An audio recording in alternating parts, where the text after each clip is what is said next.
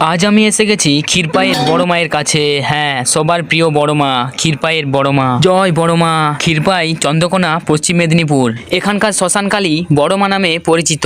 এখানে এলে দেখতে পাবে বড় মায়ের প্রায় ৪৫ ফুট লম্বা কংক্রিটের মূর্তি। বড় মা এখানে চতুর্ভুজা। মায়ের এক হাতে পৃথিবীর প্রতীক, এক হাতে খড়গ, আরেক হাতে সাদা পায়রা ও আরেক হাতে নরমুণ্ড। মায়ের দুপাশে আছে ডাকিনী যোগিনী। এই মন্দিরের বৈশিষ্ট্য অন্য মন্দির থেকে আলাদা। এখানে মায়ের ভক্তরা নিজেরাই নিজেদের মতো করে বড় মাকে পুজো করে। মন্দিরে কোনো পুরোহিত নেই, তবে অমাবস্যা তিথিতে এখানে পুরোহিতেরা মায়ের বিশেষ পুজো করে। তোমরা যে কোনো দিন মায়ের মন্দিরে এসো, মাকে নিজের মতো করে পুজো করো।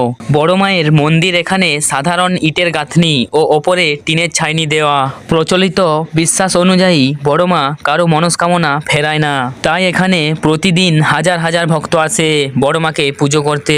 প্রচলিত বিশ্বাস, এই মন্দিরে দুটো ধূপকাঠি জ্বালিয়ে মাকে স্মরণ করলে মা যে কোনো বিপদ থেকে রক্ষা করবে। সত্যিই এই বড় মায়ের সামনে দাঁড়ালে অদ্ভুত এক শক্তি ও শান্তি অনুভব হয়।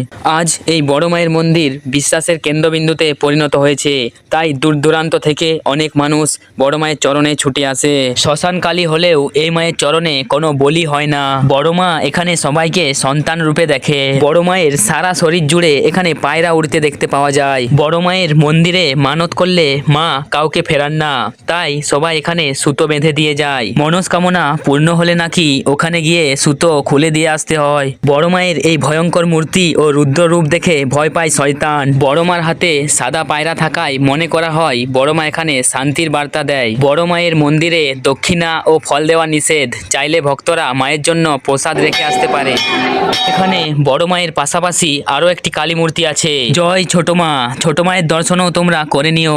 হাজার ভিড় ও ব্যস্ততার মধ্যে থাকলেও সময় ও সুযোগ করে একবার ক্ষীরপাইয়ের বড় মায়ের কাছে তোমরা অবশ্যই আসো, হয়তো বড় মা তোমার মনস্কামনা পূর্ণ করবে। জয় বড় মা। আবারও যেন আসতে পারি।